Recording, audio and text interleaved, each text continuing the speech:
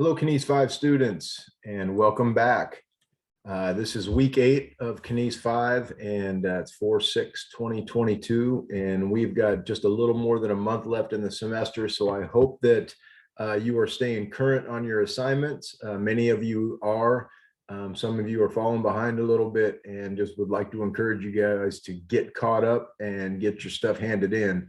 As always, I include every assignment on every email, so you can see, starting with this week's assignment and then going in order backwards to the first of the semester, you can see all 8 assignments that have been assigned so far. So please get those turned in. It would be my absolute pleasure to give everybody in this class an A, but we have to, the grade has to reflect the work, and so please get your work in. Last week in our assignment, just to review slightly, we had a sports star named Althea Gibson, and she is an amazing person, and I hope that you enjoyed learning about her and some of the achievements and challenges that she had. And then always, as we look at these sports stars, their impact on pop culture, their impact on societal issues, their impact on a way of life, their impact on racism. You know, there's different impacts with every one of these sports stars, but then there's some real common themes that we see.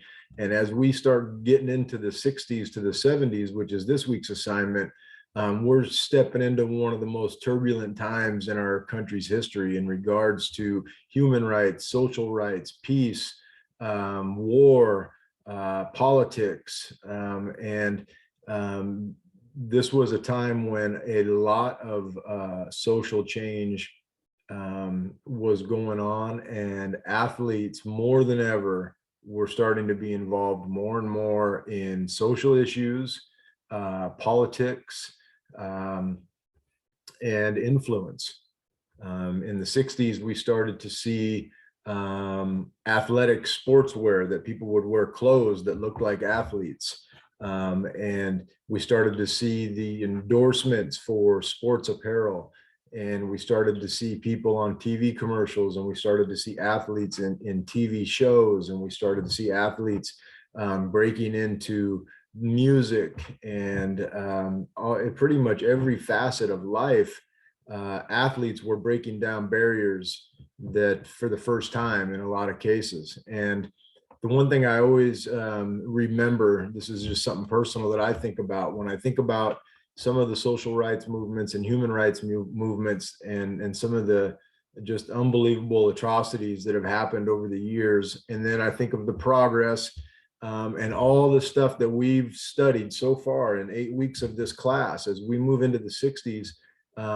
And you think of all the different people we've had: Jackie Robinson, we've had Jesse Owens, Althea Gibson. We have people that did amazing things when there weren't really opportunities for them, and in many cases had to create their own opportunities. And so they're making this progress, and all this momentum's happening, and the 60s are going, and athletes are everywhere.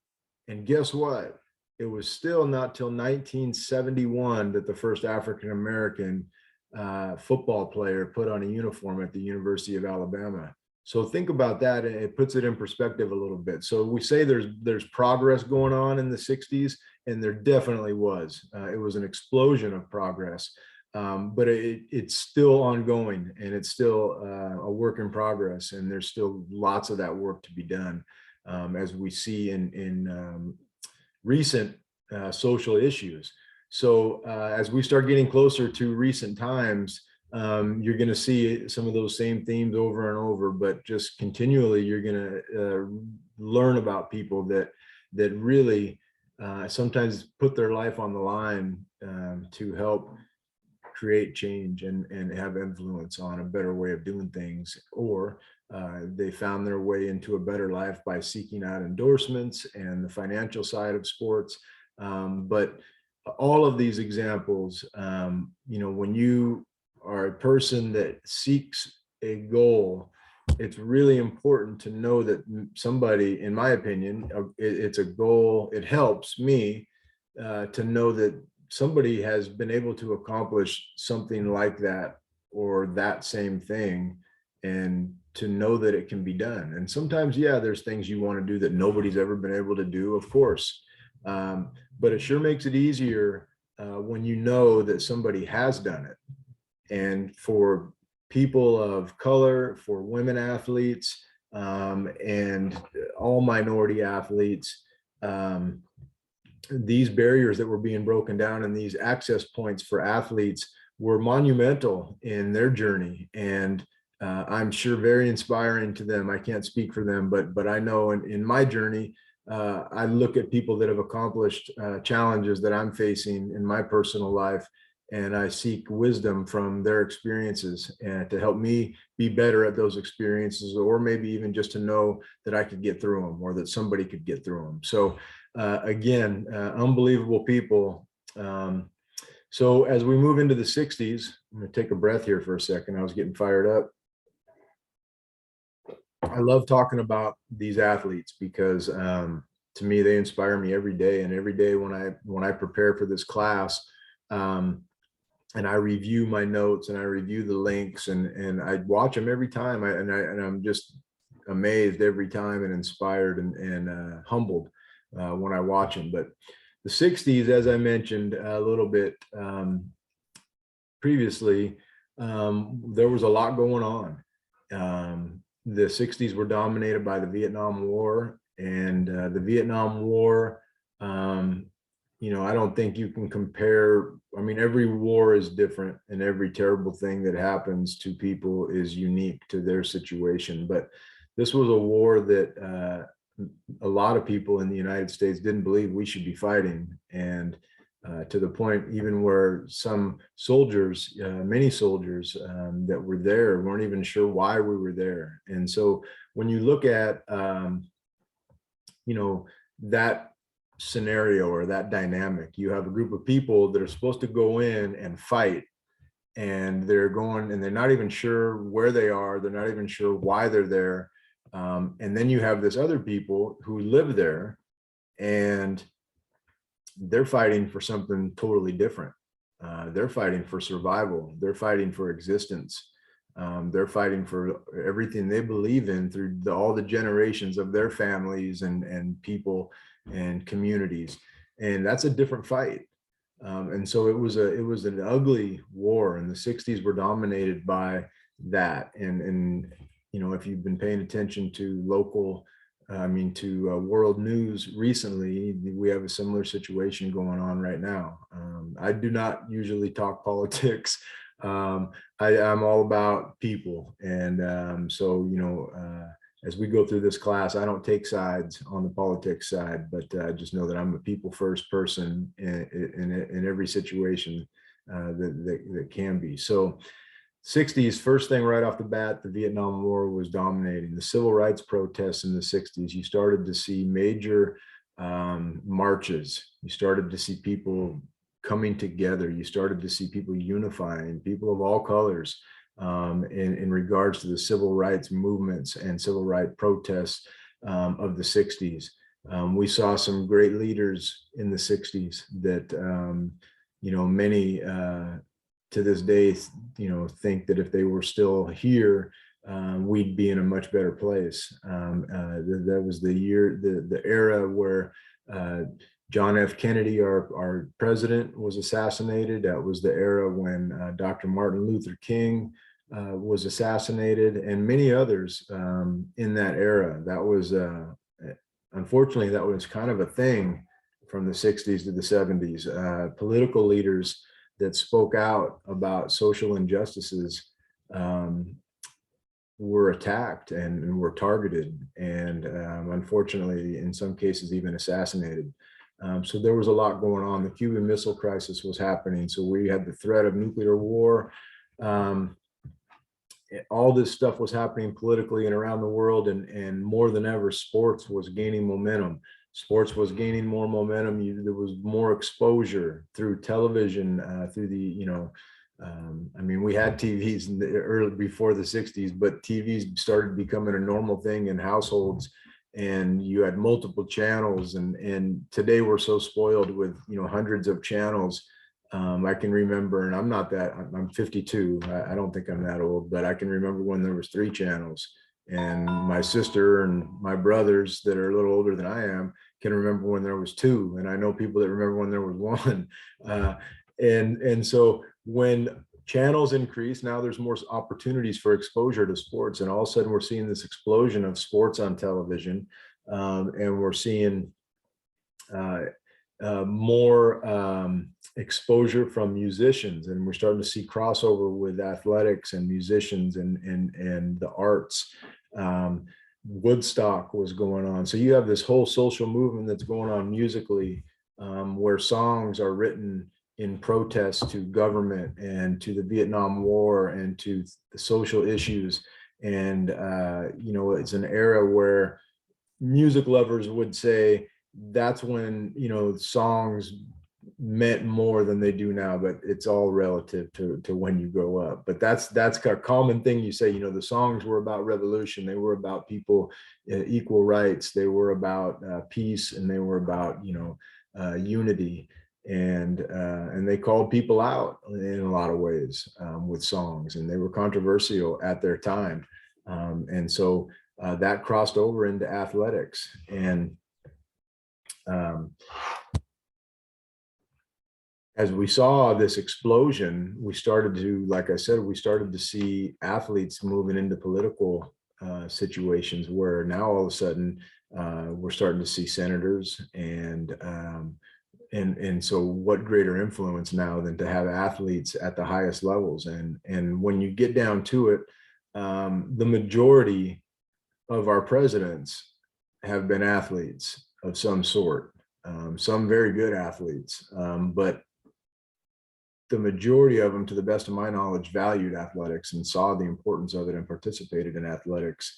And so when you think of having influence and maybe sports being part of that vehicle, for some it was more of a vehicle than others, obviously, because of access. But to be able to be, Ronald Reagan was a football player at USC, had a small chance to maybe play professionally, went into acting, was in Hollywood, then was the governor, then was the president of the United States. And so when you're an athlete and you see that, that's pretty awesome. And so I think it's no different than when any type of person sees someone from a background that's similar to theirs accomplish something or have influence or have a seat at the table. That is pretty dang awesome. And you go, man, that guy did it, I could do it. And or that person did it and I could do it. And look what they overcame, I can do it. And that mindset of I can do it, that's an athlete mindset. And so when you put that together with industry or places of influence, you've got a pretty powerful individual, in my opinion. And if you look at many of the major corporations in the United States, many of the leaders in those corporations are ex-athletes. And because of all the things that you learn in athletics, and then they're able to use the athletics to gain higher positions, gain better salaries, have better careers, and be better than the average person who maybe didn't.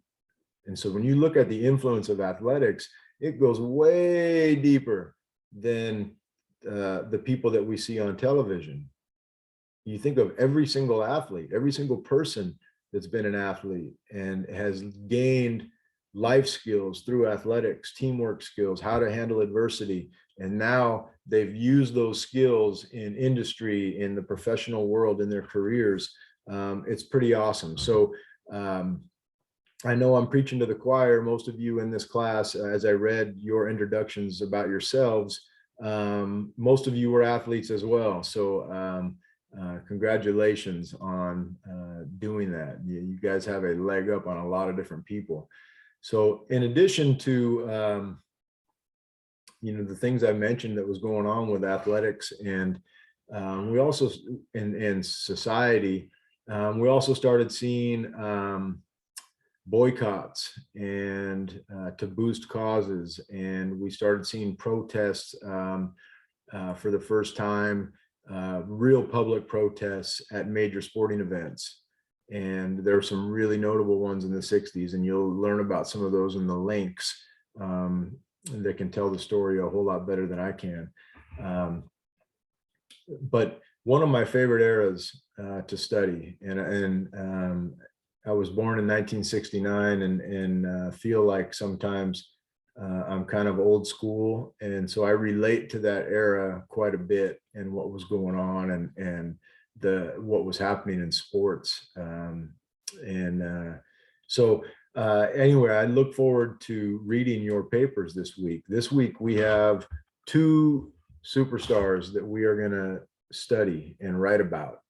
One is Billie Jean King, and the other one is Muhammad Ali. And these two, man, what a team they would have been if they would have had done anything together. They were both kind of taking separate paths, but were both fighting for change, change that was needed, and both, like all the other stars we've studied, endured so much criticism, so much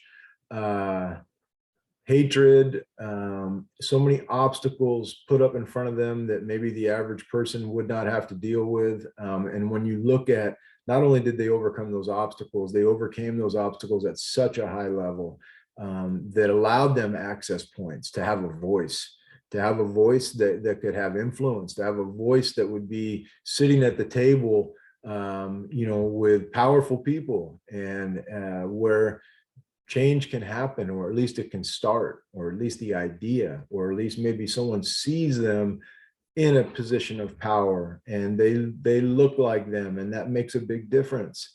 And so we're starting to see really powerful personalities and strong people, like every era we've studied, they rise up to the top and they become the people that our people are talking about, and they have influence on just about everything. And so I really think that these two this week are fantastic, and I know that you will enjoy learning about them. In addition to them, some of the links are going to pertain to one of the greatest basketball players who ever played the game, a person named Bill Russell.